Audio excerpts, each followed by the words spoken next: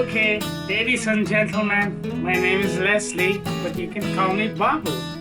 And most of the flapping birds just flap their wings just like this. Wee, wee, wee, wee, wee. It's extraordinary, like action butterfly. Oh my God, this takes a cake. But I'm gonna show you something a little different. Watch this bird. Looks nice, right? Wow, fantastic, very easy to make.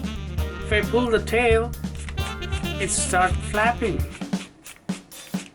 Another action stuff. Not only that, if I hold the wings and pull the tail, it can start pecking. Wow, look at that. Isn't that cool?